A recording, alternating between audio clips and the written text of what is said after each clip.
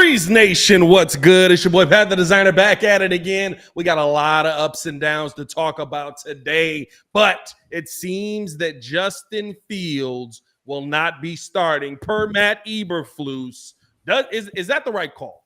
Are we going to have to see more from Justin, or is this a simple we don't want him to play against the Colts situation that he's in right now? Also got to give you guys a little bit of an injury update on our own starting center, Cody Whitehair, which brings me quite a bit of concern. We'll talk about that. And listen, bowl schedule release, we got to get into that as well. All that and more on today's episode of the Windy City Breeze Sports Talk Daily. Hit that like button, subscribe to the page. We do talk Chicago sports daily, and make sure that you hit that bell so that you get notified every time we go live or just drop some fire content. Fire.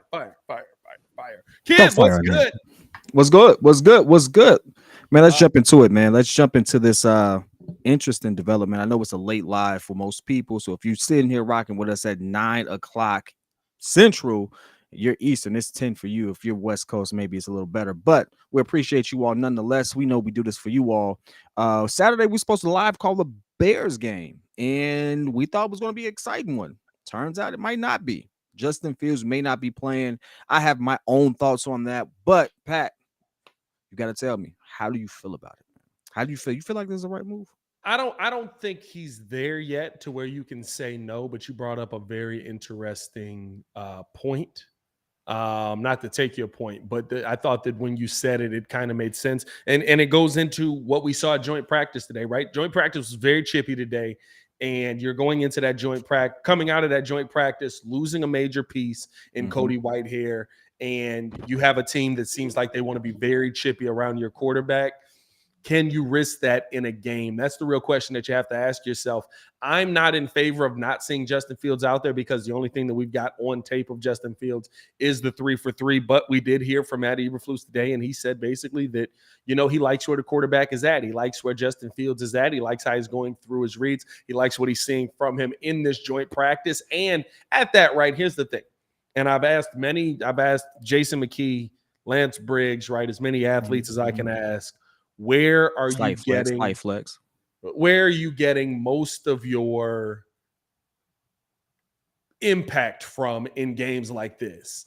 And he said the joint practices, both of them have said you get more from joint practice than you get from this preseason game on Sunday on Saturday, I should say, because you're actually getting to see him go up against a real defense for consistent reps, getting up to go against the number ones.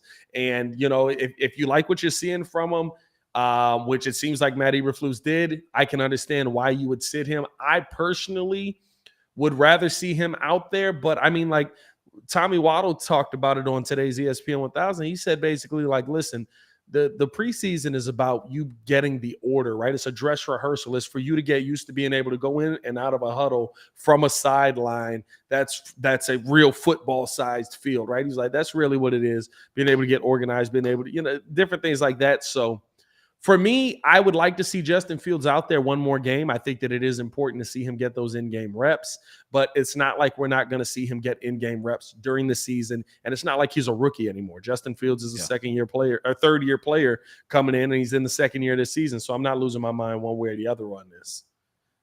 Got you. You know what? I actually felt like it was the best move simply because we saw how chippy it got, as you mentioned, and as you alluded to. Everyone is freaking out over that play. I don't think it was a dirty play, but I do feel as if that potential was there and you've already lost a player on your, first on your starting line. Like realistically, yeah, it's probably best to save that situation. Like I wouldn't put Justin out there simply because, clearly there's some animosity there that's going to carry over into Saturday. Nah, we're gonna avoid that. Now, come regular season time, you can't duck and dodge that one, right? You guys just face that head on. But it's no need for me to sit there and risk that today. No need for me to do that at all. And so, from that aspect, I think it's the right move. Is it a fan favorite opinion? Absolutely not. Like we want to see Justin with DJ Moore. We want to see them with these real time game reps. We want to see more than just 2-3 plays, even though they were successful plays. We want to get a nice sample size so we can feel good rolling into the season. I get that. I love that. All that makes sense. But unfortunately, you have to protect your asset. And right now, like you mentioned, he's not. It ain't like he's a rookie or anything like that. He knows the basics. You need to vet the rest of these players anyway. This will probably be a good game considering how amped up it is now and the animosity there to really vet out who else you need to keep on your roster or not. Well, and I think that's the thing, right? Too, like, and let us know how you guys feel in the chat on the side as well. V Dog in the chat, Dimitri in the chat was good. Shylanta in the chat, I like that name. Shylanta in the chat, what's going on, man? D Burns in the chat, Daniel Barry Sports Highlights in the chat, Steve-O in the building. Steve-O was good, man. But no, to me, right? It's here's the thing, and I guess here's the only pushback that maybe you have. And I asked Courtney Cronin this. I said, what was her big takeaway from training camp? And she said, listen, I don't believe that Justin Fields has shown enough to not be playing in this preseason game. I think that this is a game that he does still need to play in. This is a game that he does need to get reps in. I think now at a minimum, right, because of the situation that they're in, and the injury update is that basically Cody Whitehair possibly, it seemed like from what I'm hearing, it could be a dislocated finger. We saw him go off. He came back. If that's the case, though, you're not going to see him out there snapping footballs. You're not going to see him out there playing center probably for, I don't know how long it takes for a dislocated finger to heal. I'm not going to lie to you, probably 4 weeks in total. So you're probably talking about next week before the season, and the first 2 weeks of the season. Lucas Patrick is already hurt. That means you're down to Doug Kramer. And I guess my question in that situation is, if I'm down to Doug Kramer as my starting center, I need to get reps in here where Justin Fields is getting used to this guy being the center. Now, there's still practice that they're going to go through over the next week. It's not like he's not going to get an opportunity to go with these guys, but I would like to see that center to quarterback handoff situation, because the worst thing in the world is if you're heading right back towards another Sam Mustipher. Hey, you and Sam gonna have to duke it out one good time. Bro, listen. Courtney told me, y'all talk about me and Kobe White. This man be trashing Sam, dog. Hey, listen, but here's the thing. There's actually a reason to trash that. And the funny part is, right, Courtney said when we first started the show, she was like, you kind of look like Sam Mustipher without the glasses. I was like, because we mixed? Like, what is that? Like, again, I can't. Like, just because we mixed? Like, I'm like only 200 pounds lighter than my man. Because we light skinned? Because we both light skinned. I felt discriminated against. No, I'm just playing, Courtney. You know it's that's all crazy. But no, I just feel like we're in a situation now where, right, like that Sam Mustipher wasn't good, but it's one of those situations where I want to see how Justin Fields is able to operate with everybody that might be in there. And it seems like we could be heading towards Doug Kramer possibly being in your starting lineup as your starting center. I love the hometown effect of it. And, hopefully he's able to turn into something, but it's like I said last year, and this is a very different injury. This is a hand injury, but when you start seeing these big guys get hurt, you want to start looking elsewhere. And we're seeing it very early in training camp, just among the line as a whole. You know what? I get it. But like you mentioned, I don't think he's going to be out that long. I don't think it's anything to really worry about. I think it is something to say, hey, I'm not going to we don't expect them for the next 3 to 4 weeks. So at the very least, week 1, week 2 of the season? There's still a lot of football to play. I think we'll be in good shape. I know the funny thing is, and the easy thing is for us to overreact a little bit because we're used to something going wrong with Chicago. When we got a good defense, the offense struggles. Finally get a good offense, then we don't have or finally get a QB, we don't have a line. Finally get a line in a QB, then we didn't have receivers. So right now we got receivers, and then it's like something's always missing, right? And where you kind of accustomed to that. But I think this is just part of course. Like I think we'll all be fine in that situation. The biggest thing, and I kind of agree with Courtney, Justin hasn't earned that. Like, it's not like he ain't Jalen Hurts yet. Like, he didn't earn the right to sit there and be like, yeah, he ain't playing this game. So yeah, but you know what? I think it's also a thing where like every coach does it a little bit different, right? Every coach, right? Like listen, playing Russell Wilson into the second quarter for Sean Payton the other day after he had been hit 4 times was dumb. Like, I get what you're trying to do. Like, oh, yeah, I'm gonna leave you out there until you go out there and make the right play, until you make a good play, until we see what we're looking to see from you. But that's stupid. You want to know why? Because the second that Russell Wilson gets hit, it's over. So I think each coach has their own, like the season is over, by the way, is what I mean. But like I think each coach has their own way of doing things. But it's tough, right? Because and we can get into this a little bit today. What we're hearing from joint practice is that the Justin Fields looked good in team drills. Justin Fields came out and balled out and had a bunch of plays where he absolutely was cooking in 11 on 11, 7 on 7. He was doing well, finding guys downfield for touchdowns consistently. This sounds like the defense looked really well. It sounds like the Bears are finally getting themselves into form, and that's what you like to see. That's what you like to hear from these joint practices and stuff like that. And if you're hearing that from the joint practice, what more are you going to see in the game? Right? Even if you lose the game, it doesn't matter. No, it doesn't. So I think that's probably more of a reason why we're seeing Justin Fields sit in this situation. Unless the only other thing that I could think is maybe they're going to treat week 3 versus the Buffalo Bills as the major week where you play Justin into the second half. But this is not Justin Fields only playing a couple of plays. Justin Fields is not playing. So we're probably not going to see Justin Fields again until week 1. That's interesting. And you know what? I get it. I don't know. I don't agree with like as you mentioned, you're going to probably see a lot of him in against the Bills. I'd be really excited for that particular game. I think that game is actually that's going to, because everyone's ramping up. I mean, it's a really like your first official, I don't want to say official practice because they all have joint practices, but you get what I'm saying. Like you get to see real competition. Well, everybody don't do it, so that's true. But you get to see real. I think that's going to be the first competitive thing that we see because everyone's ramping up for the first game. Everyone wants to win their season opener, and so you want as many reps to do that as possible. You only get so many opportunities against the defense that is not your own to actually do that. So I can see them actually using the Bills as a way to do that, and not the Colts. I think the Bills still have a better defense. And so if Justin doesn't play at all this Saturday, okay, that's fine. But I'm really going to be looking forward to that first half versus the Bills because I know the Bills are going to bring it. I think one, I don't think the Bills are going to play anybody either. But I think if you're not playing them in this game, sit them till the season starts. What's the point? You know what I mean? Like this is the game to play them because you get to see a little bit of the reps. You get to see him kind of, getting himself ready. But like the Bills aren't going to play anybody in week 3 because in week 3, you don't want to risk getting anybody hurt. And you also need to see the most from the guys who are on the bubble, who might not make the team. I think the one thing that maybe to take away from all of this is the fact that, you do want to know who your number 2 quarterback is going to be on this team. And I don't think that it's a guarantee that it's P.J. Walker anymore. We thought P.J. Walker coming into this, but Tyson Bagent might win this job. Hey, he looked pretty decent out there. And he looks good today in the joint practices. Yeah. Like, I wouldn't be surprised if we're talking about Tyson Bagent winning out this job over P.J. Walker because it sucks to say because I like P.J. I like him as a backup to Justin. I like the fact that he's already worked with DJ Moore, different things like that.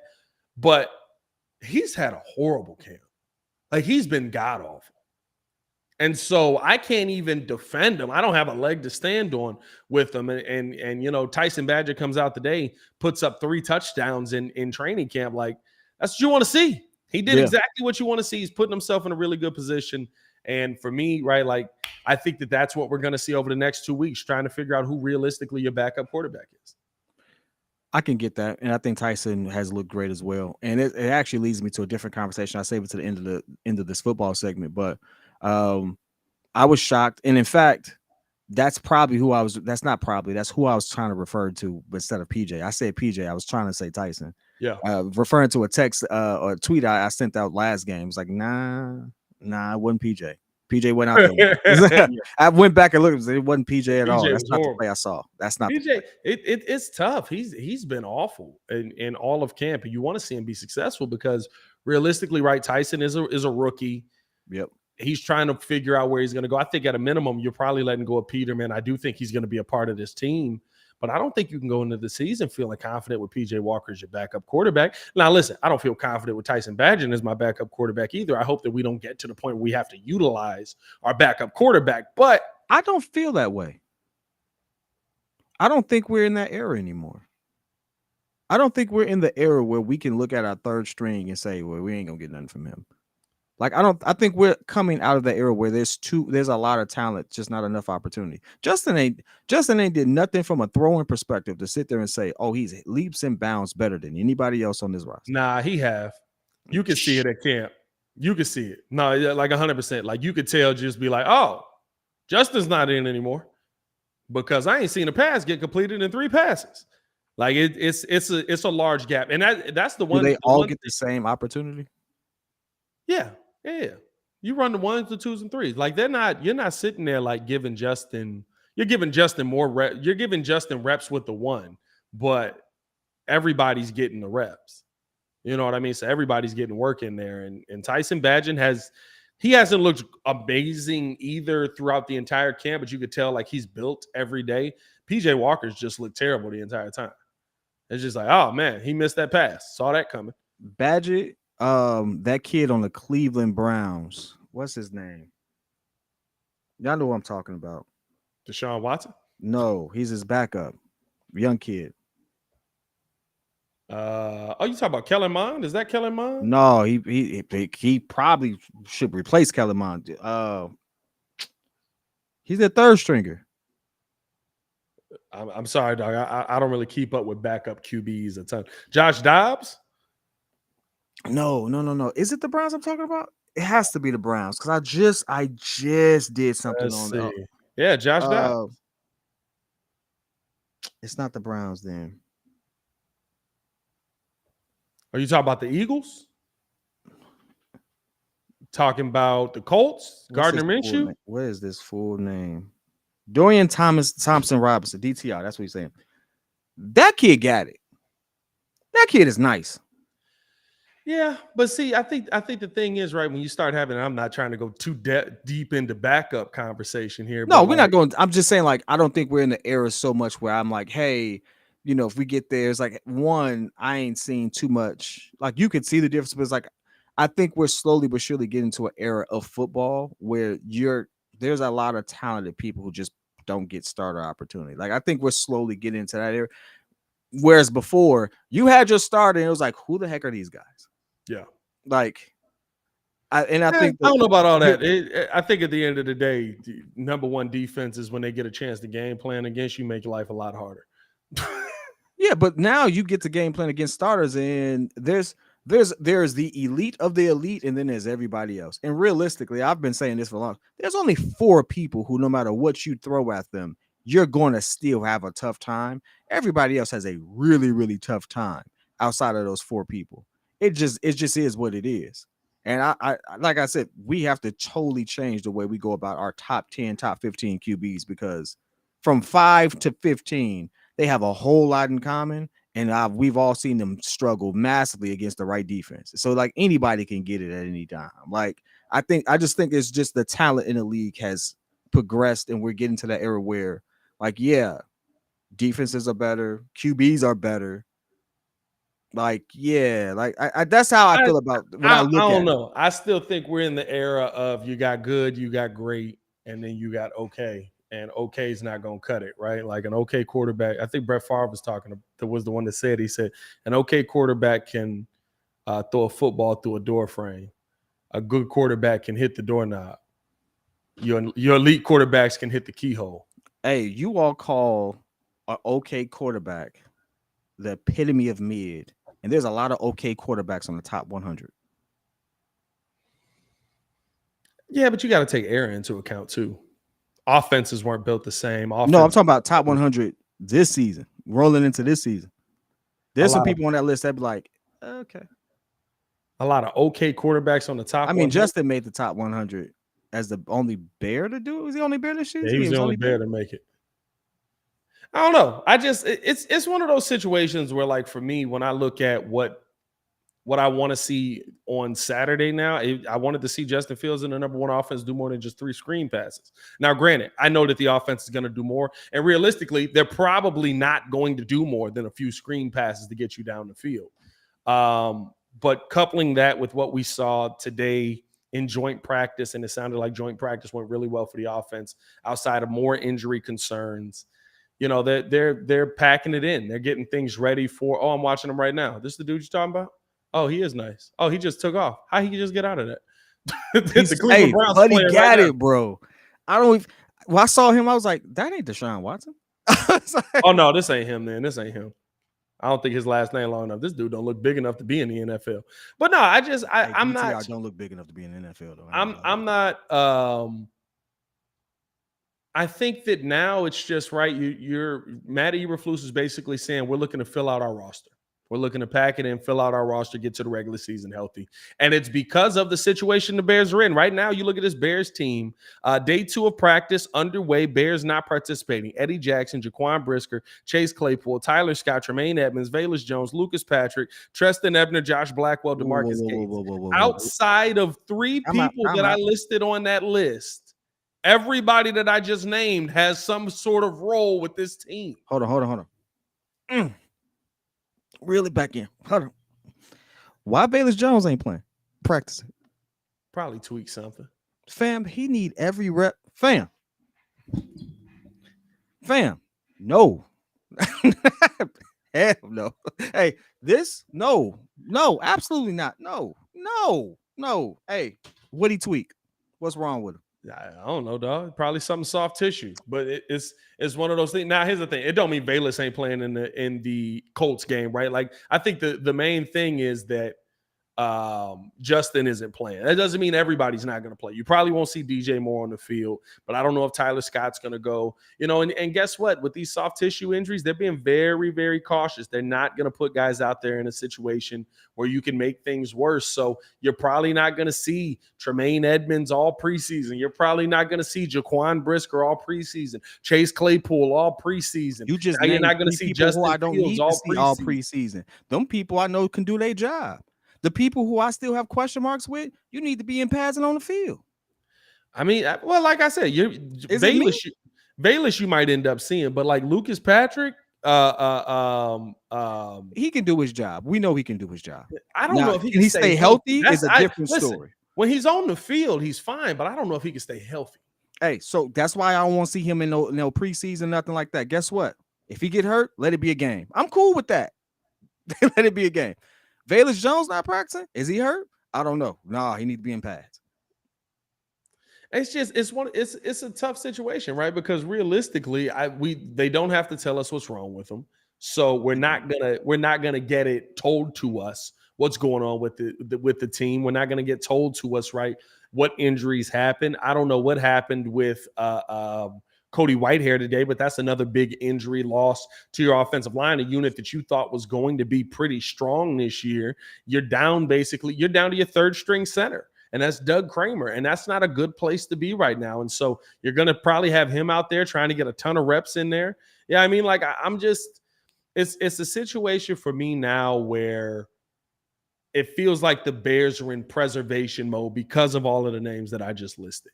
You're going into Saturday's game in preservation mode. You know you can't lose any more of these guys. That makes sense. How many people have we cut so far? What is the roster down to now? Do you know? Do you have that number? Well, there's only one cut down day now. So you go from 96 to 53 in one day. It's on the 27th. Yeah, but we've released some people since then. Like we released Buddy Johnson. Yeah, but we re-signed Muggs. True, we did. So like we dropped somebody, we picked somebody up, all of that stuff, right? Got you. But it's gonna be it's all one big cut down day now. The concerning part for me right now, Eddie Jackson not practicing today. He was shaken up after hitting Michael Pittman yesterday. Like we talked about in one-on-one drills, Cody goes out. Seemed like it might have been a dislocated finger. I just want to see. Listen, I just want to see this Bears team healthy getting to the season, but I also want them to be ready because we both talked about, right? Like this first game versus the Packers is important. You can't come out and lose this first game versus the Packers, the first game they don't have Aaron Rodgers, and they trying to figure out what the heck's going on with Jordan Love. And Jordan Love ain't looked good. I don't think it's as impactful, dog. I just don't. I don't think the Packers. I get it. I understand historical context. I understand it's our rivals. I get all of that. But whether we win or lose that game, we know it ain't gonna be because of Jordan Love. Like we know, like we know what it is. Like ultimately, I'm just not concerned about the Packers. What should I be? Let's save that for the second matchup. I think the second game we play them is way more impactful than the first one. Way more. For me, that's just personal. I think that's how we should look at it. When you look at who we play afterwards, we play the Bucks, and then we play not the Bills, but the Chiefs, right? Yeah. Those two games are way more important than playing the Packers. Now I get it. The division, you want to make sure all of that. But well, and that's the problem. It's basically a double loss, right? When you lose to the Packers, you don't just lose to the Packers win. Now they start off ahead of you in the division. You don't want to put yourself in that position. I think it's not only important from that standpoint, but also from a momentum standpoint. Guess what? If it's 1-on-1, or if you go into that Chiefs game 1-1 because we beat the Bucks and we lose to the Packers, you're heading towards 1-2. I don't feel great about being able to go in there and dominate the Chiefs, even with Yannick Ngakoue on that defensive line creating pressure, because I've seen pressure be created by a lot of teams versus Pat Mahomes, and he still kills them. I think that it's a tone-setting game. You go out there versus this Packers team, and that's a game where you're setting the tone and you're setting the theme of your season. And go back to that 2005, 2006 season, or I'm sorry, 2006, 2007 season where the Bears go to the Super Bowl. And I'm not saying we're going to the Super Bowl, but it's a game for me where you get an opportunity to, okay, we win this. We're going in against a terrible Bucks team. We could be 2-1 going up against the coming out of that Kansas City game, or you win those two and somehow you find a way to beat Kansas City. Now you're sitting 3-0 and you just beat one of the best teams in football. I think that's how you start your season off with your right foot forward. You got to beat that Packers. I like Matt's comment just because I can tell he's new to the show. But he's right. You know, maybe a true diehard football fan has been watching since the 80s would absolutely agree with that. And it's cool. Those same football fans would also sit there and admit that they were 22-5 against one particular guy. Oh, well, what's Brett Favre's record against us? It's pretty much on par with Aaron Rodgers. On par with everything else, right? So realistically, the allure and what we're aiming for, if your biggest thing right now rolling into the season is no matter what, let's just beat the Packers, you aren't a true fan. No, I think our goals and aims should be bigger than beating the freaking Packers, who don't even know what the heck is going on. They don't know what's going on there. If your only goal is, hey, we need to beat the Packers, move on. It's bigger fish to fry in the freaking division. Hey, beat Detroit. How about that? Let's beat Detroit. Let's beat. Well, here's the thing, though. You can't put yourself behind the 8 ball by losing to the Packers, right? Like that's the thing. You've got two teams in your division that probably are going to be a lot more competitive. The Packers are and the Bears right now are probably bringing up the rear. If you want to put yourself in a good position, losing to the Packers ain't the way to do it. You got to start, no matter who it is, starting your season off 1-0 is important, but starting your season off 1-0 versus a division opponent that puts them at the bottom of the division is way more important than any. Like if you lose to the Bucks, you lose to the Bucks. It is what it is. But if you lose to the Packers and they're 1-0 ahead of you, now you already putting yourself behind the 8 ball in your division. Now you got to fight your way back. I get it. Totally get it. Totally get the logic behind it. But there's a chance you lose that game. There's a chance you lose any of these particular games. There's a chance you lose every game. There's a chance you lose every game. It just doesn't carry as much weight to me for that particular game. Half the people who watch football, they don't even care the fact that they are divisional rivals. They just say it's just the Packers. They just want to beat the Packers. That's it. They don't care about what it means in the standings and anything like that. Half the people you talk to, especially from bar to bar in Chicago, don't even think that way. They don't. Yeah, I mean, you still want to be able to beat your rivals. Like, I mean, I get you. What's wrong with that? We're splitting hairs on that part. The thing is, we looked at our schedule and we saw a bunch of teams, and we were like, we got a real chance to beat them. And if we can beat those teams, now we're having a totally different conversation. If we lose to KC, now everyone's gonna say, "Oh, you lost to KC." But if you lose to KC and it's by a field goal last second, you're like, okay, wait, we almost beat KC. That's a different thing. But that doesn't mean anything. You lose to that doesn't mean anything, though. If you lose to KC, and it means something if you lost to the Packers. Like, that's what I'm saying. Losing to KC, you lost the game. It's 1 on the loss, Chicago. It doesn't help anybody ahead of you, though. Do you think that the Packers are going to be in any situation to lead this division? I think that the Packers are in a better situation than people think that they're in because they, outside of having Aaron Rodgers, who is a big part of what they did, they still have a really good run game. They still have, They have a good run game. in theory, what should be a good defense. We'll see if it actually gets, utilized the right way. But they got a lot of first-round picks on that defense that, if they start to pan out right, the Packers have become the conversation we've had about the Bears our entire lives. That's literally what happened in Green Bay.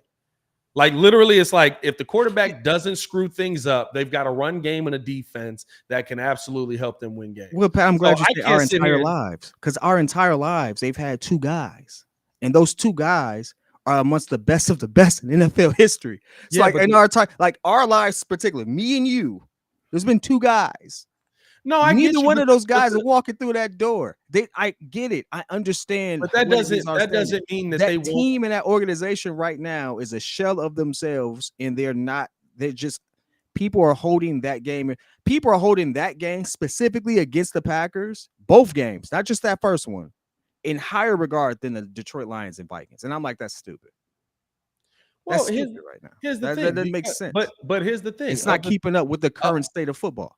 Of the three teams, which one's winnable? Which one can you guarantee is a winnable game? If you can guarantee that the Packers is a winnable game, that means that you should win that game. Like, that's my thing, right? Like, the Vikings, to me, I think the Vikings is very winnable because I think the Vikings are absolutely going to fall off a cliff. Muzz is sitting here, still got the Vikings second in the division. I'm like, I think you're going to be sitting here talking about a 7 to 8 win Vikings team at best. With the new pickup with Yannick, I have us second, which is fine, right? I can see the Bears being second, but I just think with all of the stats that go into last season with Yannick, or with how many games they won by one score, 12-1, and what we ended up seeing by the end of the season, how they end up getting beat by the Giants, right? It literally told us, oh, these guys actually did suck. Because that Giants team isn't that good. They're better than most, but they're not that good. Saquon Barkley's really good, but he didn't even destroy them. Y'all really got beat by Daniel Jones on an end around. Like, it's like the Vikings, to me, I think they're going to fall off of a cliff. I do think the Lions are still going to, like, in my mind, the Lions are still your class of the division, but, like, are they? I've watched a lot of Lions teams that I'm like, yeah, that Lions team should be good next year, and they wasn't. And Muzz can be like, history doesn't matter. Yeah. Yeah. Like, say what you want to say, but listen, I get it, and this is going to be one of those things where, like I told you, ultimately, I have two games that mean the most to me watching this particular team, because I don't think we're going to be a Super Bowl team this season. I don't think I know it can happen quickly, but I don't think we're going to be a Super Bowl team. I think we're like 1 or 2 seasons. We're 2 seasons away from that being a real conversation. So to me, it's like, hey, I just want to see the best out of Justin, because that's ultimately what's missing. So to me, how he looks against his contemporaries matters. Him being good against Stroud matters. Him being good against any other rookie, to me, those are the games that are more impactful, because I'm looking at this as a real development year for Fields. I'm not looking at this as, oh, we have to make the playoffs, stuff like that. No, I've never stood here and say, hey, we need to make the playoffs. I said we need to develop our talent, and development doesn't always mean win. And if you watch, but if you have good games and we are progressing right, we're all going in the right way, we will feel good. Justin goes 8-9, or 8-8. Because we got to buy 8-8, whatever it is. We feel good about it. If those games were close and he looks totally different than he did last season, we feel good about it. The city feels good about it. If we go 12-4, but he looks worse than Mitchell Trubisky, we're like, yeah, we're 12-4. Yeah. We don't have a QB. Yeah. No, I get you. But here's my thing with it, right? And I think that this is, if you watch 1920 Drive today, this is the one thing that the number one nugget I took away from it. The Bears' goal this season is to win the division. And it's not just like the cliche, we're gonna go out there and try and make this and do this and try and get it. No, the Bears' goal this season is to be division champs. So they're talking about going out there and trying to have a 10, 11 win season. They realize that the division is up for grabs. They realize that week 1 versus Green Bay is the most important thing that you have to start off your season with, because that puts you a step in the right direction. You also have, and here's the main thing about it, right? It puts you a step in a direction in a week where I believe Minnesota plays. I don't remember who Minnesota plays off the top of my head. Let me look that up. But Detroit plays Kansas City. So you might be in a situation where Detroit, you might be in a situation where Detroit's already starting off the season 0-1. Vikings play the Bucks game week 1. They play Eagles week 2. Chargers week 3. Vikings should beat the Bucks. The Vikings should beat the Bucks, but the Eagles is going to be a good game. They have a much tougher schedule than we do. Much tougher schedule. No, well, they should. They were above us. But it's one of those things where you're in a position now where we can't say that Kirk Cousins can't choke a game versus Baker Mayfield. Baker with Mayfield week 1 is probably going to be a dog. We know Baker will give you that game, man. Baker's going to give you a game where you just like, oh, snap, this is it. Then he falls off a cliff. That's fully what I expect to happen here in Tampa Bay. But what I'm looking at is, okay, week 1, Detroit's going up against Kansas City. That puts them behind the 8 ball. Week 1, we play Green Bay. If we can come away with a win versus Green Bay, that puts us possibly alone at the top, maybe tied with the Vikings at the top. Like, you just don't want to put yourself in a situation where you're already looking up going, man, all right, we got to climb out of this hole now. Now we got to win next week versus the Buccaneers because we got Kansas City the week after that. And that's the game where you like, it might be crazy. We'll see. And again, football's a weird sport, right? Like, we could sit here and be concerned and losing our minds on this, and Travis Kelce could twist an ankle and not play versus us, right? Like, there's a million things that can happen where seasons can change in an instant in the NFL. But for me, I just think that, right, like, I think even this move that we're talking about, Justin Fields not playing in Saturday's game versus the Colts, you're preparing for Green Bay. You're making sure you've got your quarterback for Green Bay. You're making sure that you've got your offensive line hopefully as intact as it can be for Green Bay. You're making sure that, right, like all the concerns about continuity and all that stuff that we've seen, clearly Matt Eberflus is seeing enough from his first team offense, because you're not putting DJ Moore out there with PJ Walker. I'm not putting I mean, you could. They played together. PJ Walker. You could, but like, what sense does it make, right? At that point, you're just going, like, we just want somebody out there to run some routes and maybe see something different. I'm not throwing that guy out there. If I'm not risking Justin Fields, I'm not risking the number one weapon that I brought in to pair with Justin Fields. Yeah. I listen, we got the talent. I know we cold. I know this is probably the best offensive talent we've had in a long time. I'm on the fence on who should be playing what. I've made my stance very, very clear as to who should be playing and who shouldn't. Protecting Justin because you think something iffy gonna happen in a preseason game, I get. Against this particular unit, like that energy coming into another game. So you're trying to take my QB out early, huh? I got you. Yeah. So we ain't gonna run that. Like, that's gonna be something where somebody gets fined because now we fighting on the field and stuff like that. I can see you trying to avoid a situation like that. And that's all I looked at. As soon as I saw that play and we got on a restream, I was like, that's probably why he ain't playing, because that's the only reason I wouldn't play him. And I think as a competitor, it's probably the only reason Justin would even like be okay with that, like as if he ultimately had a choice. But like, yeah, and that's the thing. Like, he doesn't have a choice or a say in the matter. He don't. Like, he got to play. But like, that's the only thing. It's like, hey, listen, we can't risk that, and we got to make the investment. I get it.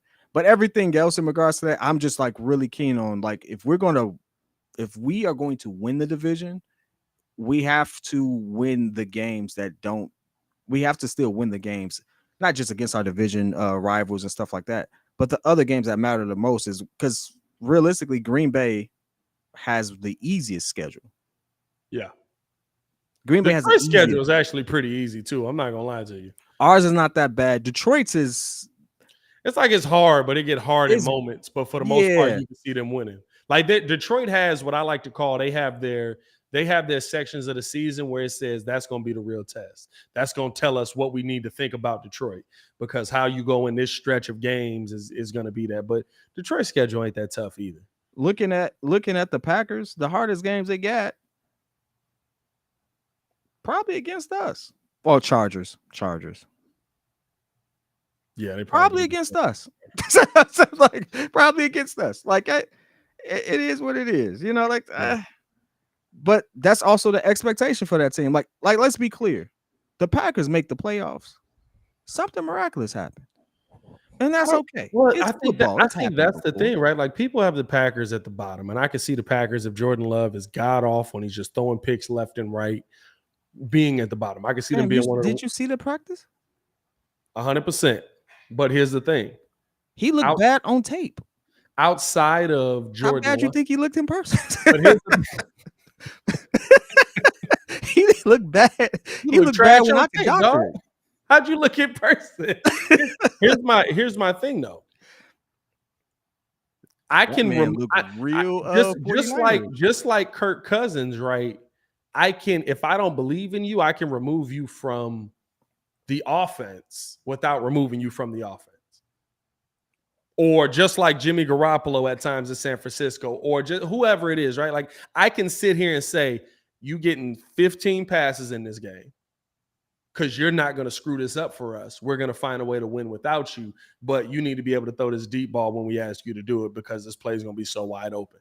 I wouldn't be surprised if we saw that. And outside of that, everything else is the same. Like, everything else on the Packers team outside of that is the same. And there was times even last season where Aaron Rodgers just wasn't clicking with Romeo Doubs and Christian Watson. And so he was like, we're not going to throw the football as much.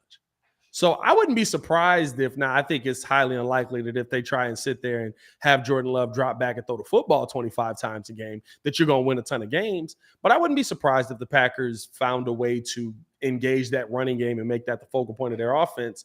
But if you do that, right, just like with the Bears over all these years, you have to have an elite defense. And the one thing that we ain't seen is the Packers with an elite defense yet. And that's the one thing I want people to understand. I'm not, because people are going to take this and run with it like I do with a lot of stuff on the stupid show, right? I got to clarify some stuff. I want us to beat the Packers. However, the real test and real purpose of this season, if we know that the chances of us winning the Super Bowl ain't all that great, is development. What does that look like? Hey, some fluky stuff can happen and Green Bay can win. Like, so I'm not so much tied to that win-loss column as I am to the development of my players. And when you have that mindset, and I know it's different and people don't want to hear it. Oh, well, so what? This is kind of what they think of on a higher level, which is why you have GMs that'll be there with like horrible seasons, and all of a sudden they really, you're looking at what pieces do I have, how are they developing, and all right, now what's missing to get to the next level?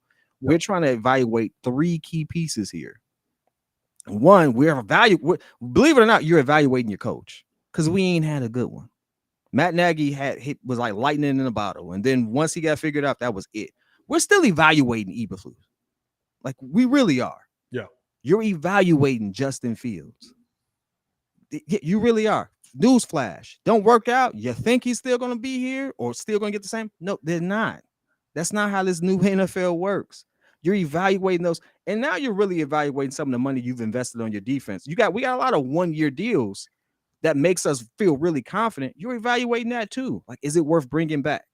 Like, so you're evaluating a whole lot, and you're taking calculated risk from Ryan Poe's perspective, and you have to look at it from there. If we don't, do well record-wise, but we play really competitive football and stuff like that, and Justin looks better and stuff like that, we have all the pieces to run it back.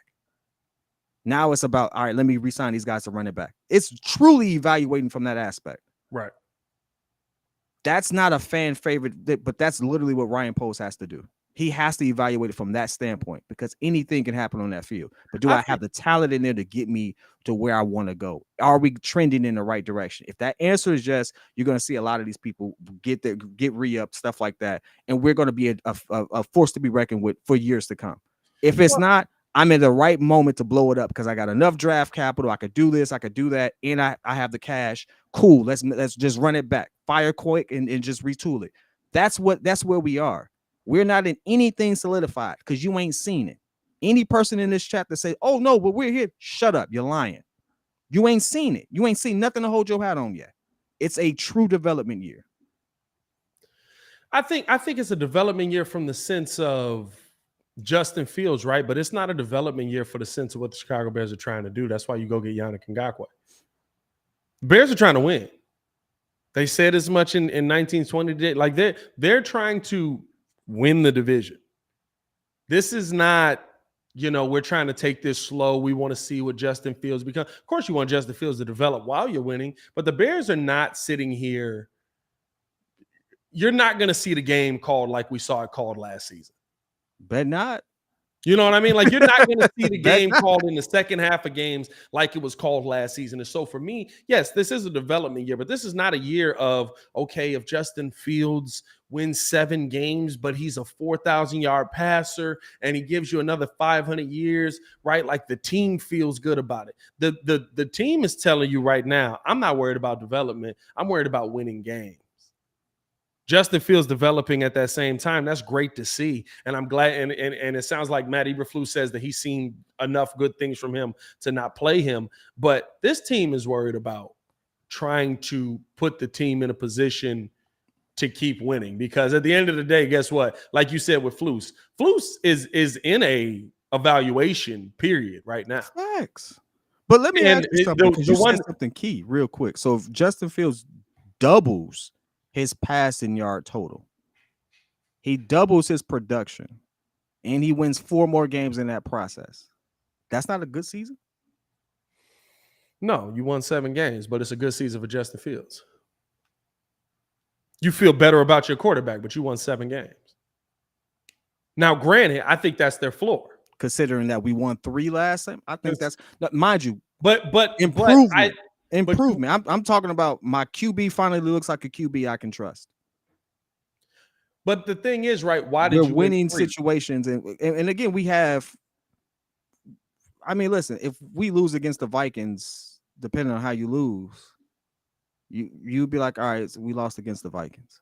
Like the Vikings who went 13 and whatever they went. The Vikings aren't good. I keep telling us this. The Vikings aren't a good football team. The Vikings have an aging defense. They have a quarterback that has one option realistically that he trusts going to. And literally most of the time when he go into that option, it's just like, he down there somewhere. Like the Vikings are not going to be good this year. Their offensive line has question marks on it. Hey, Pat, I'm sorry. You sound like Charles Barkley. What? Hey, you know what? No, we actually tried this last season. Every time you said somebody wasn't going to be good, they end up showing out. Shut up. Nah. You did that. That was you. That's a Pat designer thing. I'm gonna go back and find. I'm not gonna do that work. Nah, but it was just Kyle Lowry. That was the only one that ever bit me in the butt. Kyle Lowry always cooked when this man said Kyle Lowry was trash. Next game, 30. Hey, what? Kyle Lowry definitely put up like 35, 40 points on us. Hey, but that ain't my fault. Listen, I have the sumo. You can't guard Kyle Lowry, dog. Come on. Hey, fam, listen. All I'm saying is there's evidence that the moment you say somebody's trash, they have the best game of their life. And you've said it multiple times. It's only 16, 17 games. I need you to shut up. Like, it's a long play game, right? I said the Vikings was trash the entire time they was winning 13 games. I said it was trash the whole season. And then by the end of the season, Muzz was like, hey, they're kind of trash. They just keep winning. Hey. All of a sudden, everybody was on my side. It was just, hey, they kind of. You can't be kind of trash and win 13 games, my G. No, you can though. You can though. Hey, listen. I get what you try to say. No, they was trash. I get what you're saying, bro. But if I'm down at half, but I keep finding a way to win, I'm not trash. I'm good. You want to know who also was down most of the important games and they still found a way to win? The Chiefs. Bro, it don't matter. Chiefs was down like every playoff, like all playoff games. They was down at half, looking like trash. No, dog. They found a way to win. They got it done. Every single statistical category from last season outside of that win-loss column says, I don't know how y'all pulled this off. Listen. Y'all should not be this good. And if I'm Kirk Cousins, because we got hey, listen, that's what I'm gonna say. They won a game. They won a game off of what was it? A 65-yard field goal, bro. Like nah, bro. Nah, come on, bro. baby. That means I got one of the best kickers in the game. 65 yards. Heck, what you talking about? They Stop playing with me. cheeks, bro. They just found a way to win at the end of the day. I don't know how. Listen, and how they did it too. Like the record in one score game, it'll never happen again. So now it's like you saying at best, right? At best, you're flipping half of those one-score games into losses. So you flipping half of 13 games into losses. All I'm saying is this. This is a very, very unique comment because it's kind of like it's kind of facts. I ain't gonna lie to you. The Vikings are James Harden. They are James Harden. Shout out to Steve-O. Hey, hold on. Shout out to Steve-O. And y'all know I'm not a James Harden fan. But I have actually said on tape multiple times, James Harden is going to go down as a top shooting guard of all time. And I hate it. He's going to go so down. You can call it trash. You can say whatever you want to. He's going to go down as the what? He's going to go down as a top shooting guard of all time. He's going to be like top. He's going to be fringe. He's going to go down as the top shooting guard of all time. He's going to be fringe top 5 shooting guard all time. No. That's not what you just said. You no. He's I said go top shooting guard. I said deep top. Go down as the top shooting guard of all time. You're not finna Ringo me. You're not finna Ringo me. I said he's going to go down as a top shooting guard. What did he just say? Chat, what did he just say? He's going to go down as a top shooting guard. Chat, what did he say? Fam, you better stop playing with me, bro. You better stop playing with me. Hey, yo. Bro, I'm wearing Jordans right now. You better stop playing with me, bro. Did he say, Steve-O saying you said a top? I heard the Thank top, you. bro. I don't know about that one. Now, he will go down as a top shooting guard of all time. Hey, Lamar said you said the top. I don't know. Lamar lying through his Twitter fingers right now, right? I know right now. I gotta run this tape back. You ain't never heard. Only thing he and Michael Jordan got in common, they both black. Listen, I gotta run this tape back. I don't know about that one, dog. But hey, listen, a top shooting guard of all time, yes. But the tough part is, right, like outside of here's my biggest thing with Harden. And this is a complete sidetrack, but you know, it's kind of news based on what's going on with him. I question. Now, you can't question the final stats. The final stats are in. What I question is how good James Harden actually was, because the second that they said, we're not calling that stupid move that you have made everything off of, James Harden quickly became a 19-point-a-game guy. You dropped from 30-something to 19 points a game in one season. That's tough. The second that they changed one rule, listen, they changed mad rules around Kobe, and Kobe was like, all right, I'm going to score more now, actually. Hey, listen, I'm going to just say this. I'm not disagreeing with you, but before those rules changed, my man was averaging like a double-double at 20, like nearly 25 and 10, like 4 or 5 straight seasons. And it's like, just go look his stats up. Like for anybody in the chat. Listen, I know you know him, but for anybody in the chat, because I think most of us just don't like his style of play, and that's cool. But you have to remember, history is not going to be told from where we sit now. It's going to be, how did he stack up statistically against his contemporaries and the other people that played his position? And when you do that comparison, which is not fair, it's not fair because we know why his numbers look that way. You're going to be like, dang, this man is going to be. Everybody really went back. Everybody really went. Shout out to the chat. We got the best chat on YouTube, bro. Hey, Cartier said, okay, I just rewatched it. He said 8 times. Like David said, as long as y'all got my back, I appreciate it. Hey, bro, I thought you had an AD moment, bro. Hey, fam. If I said he was the top, I promise you right now. First of all, that was phrasing. All right, gotta get better at that. But anyway, I would just logged off. I'd have logged off, bro.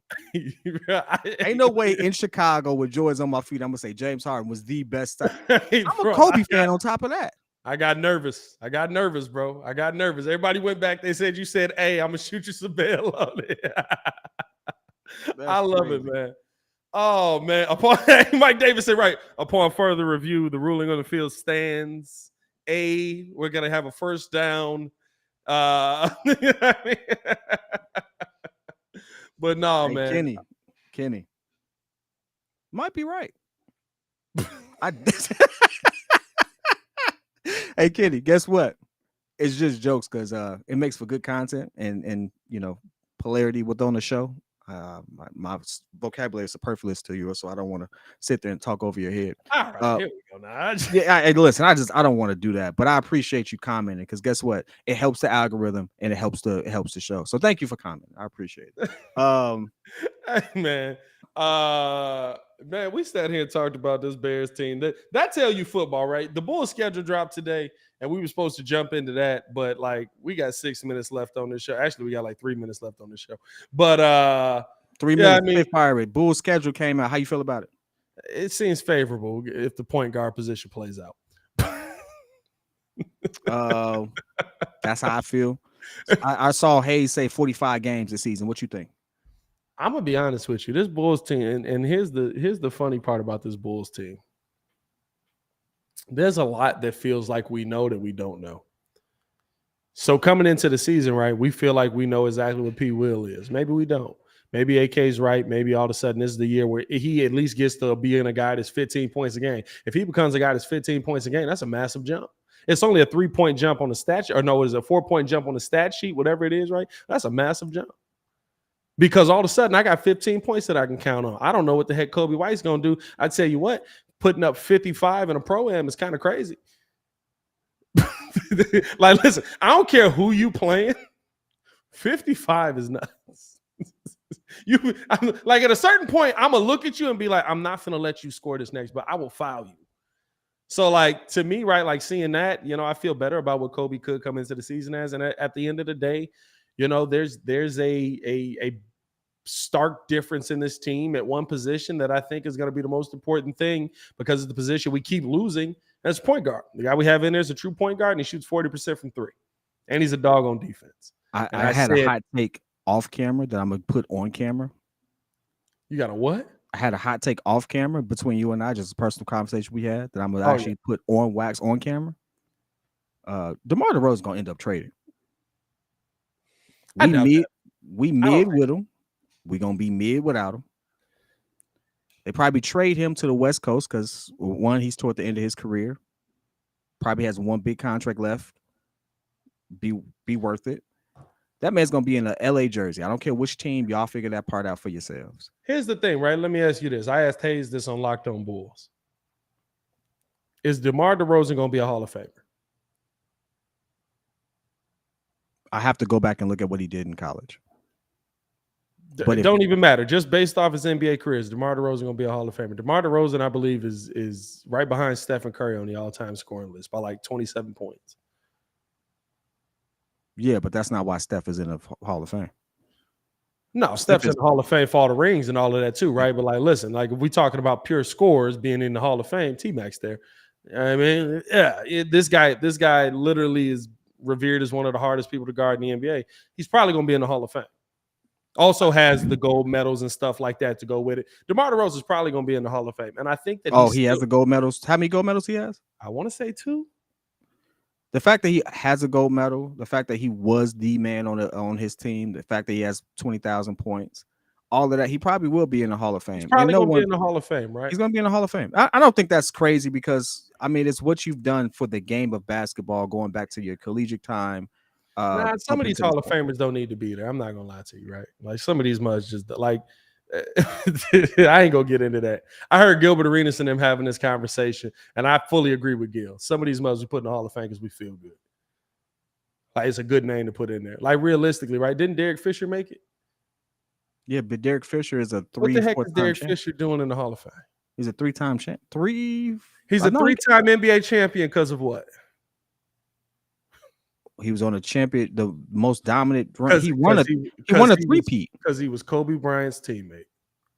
He won it. Hey, listen, how many Celtics are in the Hall of Fame because they were sitting there on Bill Russell? No. But all of those Celtics were dudes that also put up like 20-something points a game. I get you. Or high scores and like they actually were like dominant players. But he was a starting point guard on a team that went to And he averaged less than 10 on all stats, pretty much. Yeah, the average scoring game was like 90. I mean, The still, simple right? fact that he averaged 8 means he attributed to about 8 to 10% of the score total that game. Pretty good for one guy. I'm just saying. Hey, bro, Like, Derek Vlade Fisher. shouldn't be in the Hall of Fame either. I said I don't know about that one. Vlade actually has championships, and he was Yeah, actually pivotal. But Vlade, what did he like? I'm not saying that these guys aren't good players. And see, this is the problem I have with having conversations like that. They're good players. The Hall of Fame is supposed to be the best of the best. I can give you 30 point guards above Derek Fisher in history. 40 You can point give, guards above but Derek. that's not what gets you into the NBA. And that's not, I mean, we have a whole different show if we went down that rabbit hole, but it's not about what you can do as an individual. It's how can you operate within a team and how do you help get that team to where they are? There's lots of people who you can sit there and say are better one-on-one. Wait, what did Derek Fisher do that helped the Lakers get to where they are outside of that turnaround shot? Think about this. That turnaround shot doesn't happen. Is it the career sub 5 assists a game? Dog. What did he do? I hear you, but it's so much more that goes into that. It's pretty much how do you play your role with these juggernauts?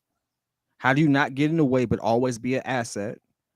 And how does that get us to the? They brought him back for a reason. If they could just plug anyone in there, we wouldn't be talking about Derek Fisher.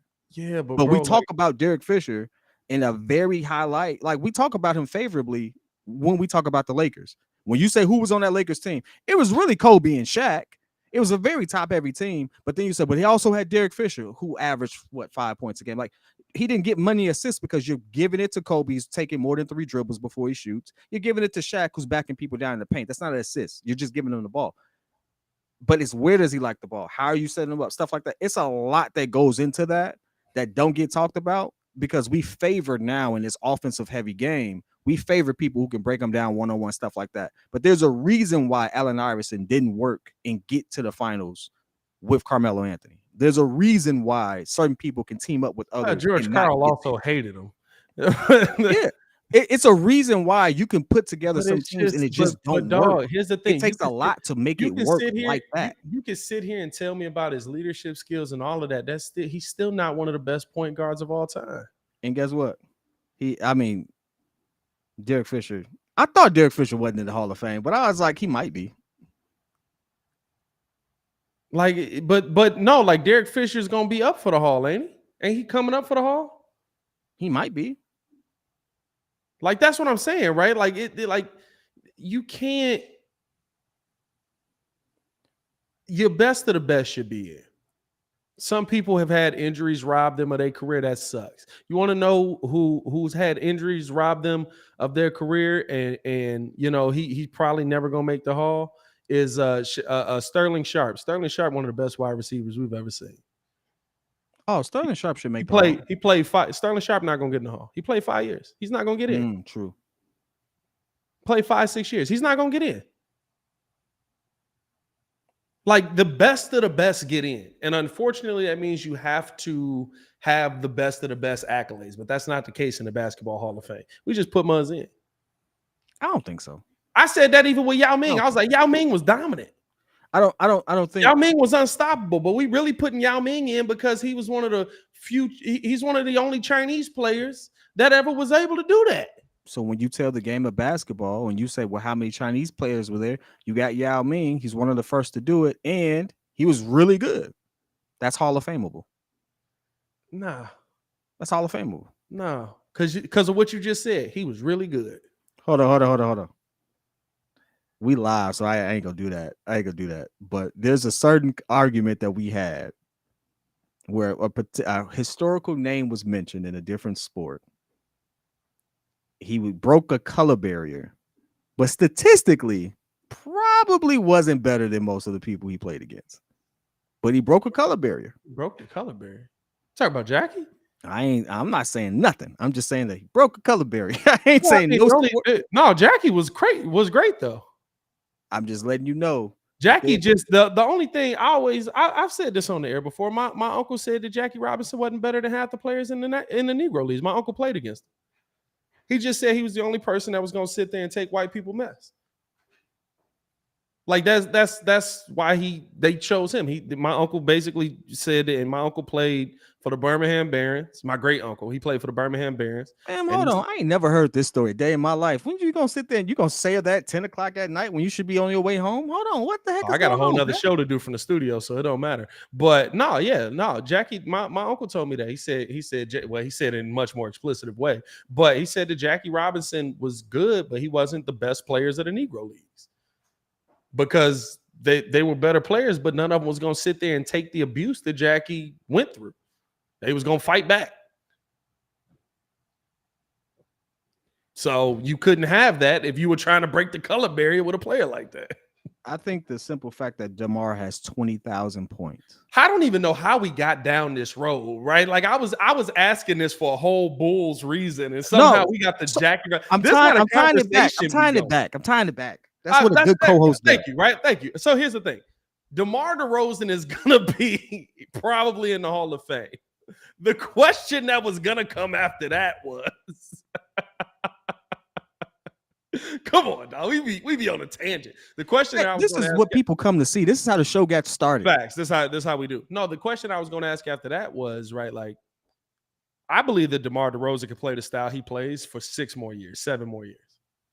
Like legit, like just because it's mid-range, like he's going to pick you apart. He could play that style as long as he wants. If you can find the right combination of pieces, why do you move on from DeMar?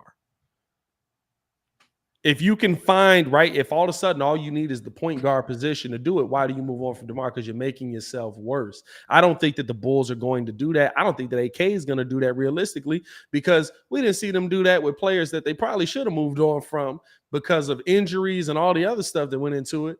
And that team just won a championship.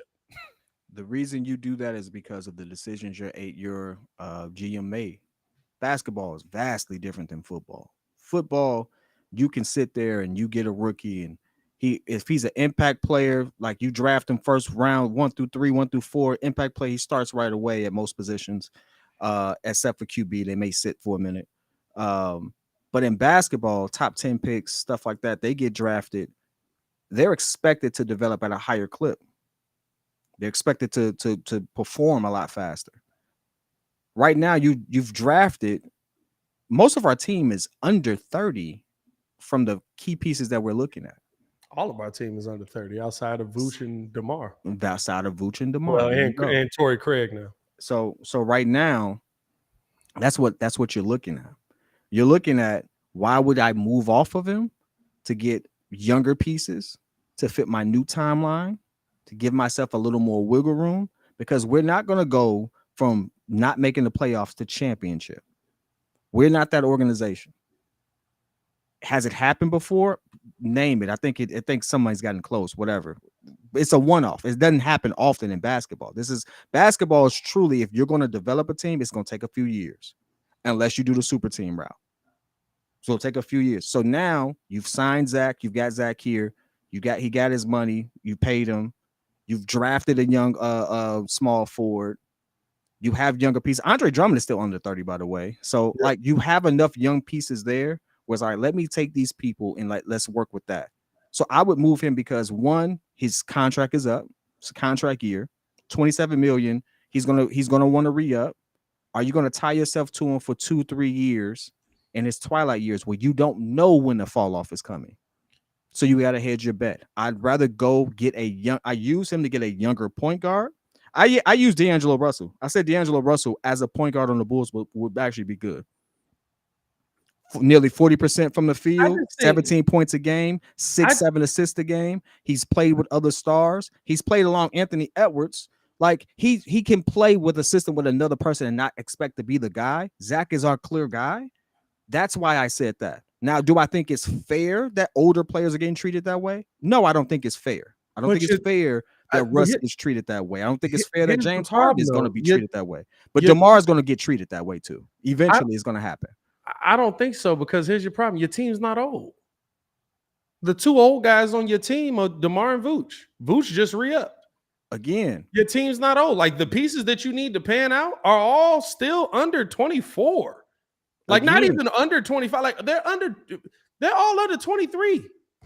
hey, I'm not disagreeing with you, but I'm saying you have to look at this as a contract year. I think DeMar is going to be worth more than we are going to be willing to pay him. But the difference is now you also have to look at the percentages. How much of the contract is he going to take up, right? Like realistically, Patrick Williams, if AK re-ups on him, is going to make $20 to $25 million a year because it only eats up 10% of your cap. And that's not bad, right? money. We can't think of it like DeMar in a right year now, where Jaylen Brown's gonna make 63 million, Patrick Williams making 25 doesn't scare me. No, and it shouldn't, but it's one of those situations where now, right? Like I just think that the situation that you've laid out, trading DeMar DeRozan doesn't get you closer to that. It gets the other guys more reps, maybe, but I think that you're heading toward a situation where, and it's not to say I'm totally against DeMar, right? All offseason I've said if you were going to trade anybody, trade DeMar, but I think that's contradictory to what AK is doing. I think that's contradictory to how AK has built his team. You brought back Kobe White, you brought back Al Dasumi, you brought back Nikola Vucevic. AK believes that the team he put together, for better or worse, is a good team. We just need a point guard. You went and got your point guard. Now, I think that if I don't think we've solidified our point guard. I think if the Bulls are in a winning situation this year, they're not going to change nothing. I think if the Bulls are struggling, you might see DeMar end up getting traded. You might see Kobe get traded. You might see Vooch get traded. But I've said this. My question to you is, how much do you pay him? You know what his extension is, or what his extension could be worth. Do you think he gets that back from the Bulls? My commentary is nothing about his play. It's will the Bulls pay him what he's actually worth? Because we're talking about someone who rivaled Zach LaVine in production. You see what Zach just got. Yeah. And we all said he was worth the money. And he was. Yeah, but here's the thing. Is DeMar going to get that same bag on this same roster with this same regime? DeMar's not going to get the same years, but I would give DeMar that same bag because it's not that much percentage-wise. Zach LaVine's max contract is one of the best contracts in the NBA right now. Absolutely. So I would that's all he was eligible for. That's all he was eligible for. But it's one of the best contracts in the NBA right now. I'd give it to him. I'd give that to DeMar. So you give DeMar $40 million a year? Probably more closer to 35. I'd rather see him closer to 35 something a year. But yeah, no, I would. If he continues to play the way he is, because I'm not thinking in dollar bills no more. Now I have to think of how much of the percentage of the cap that is. What is that? $35 million a year would be. That is 20% of your cap. If you maxed him out with Zach's contract, eventually they take up about, I think, 40 to 50% of the cap. And I have 50% to build the rest of my team with? Okay.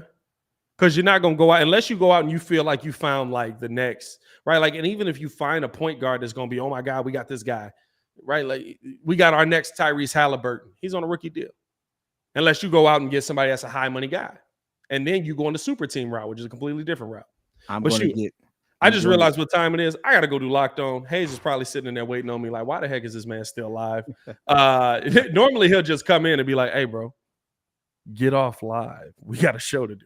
So I'm going to go do that. I appreciate y'all for tuning in and showing love. Y'all should let me talk Bulls with y'all.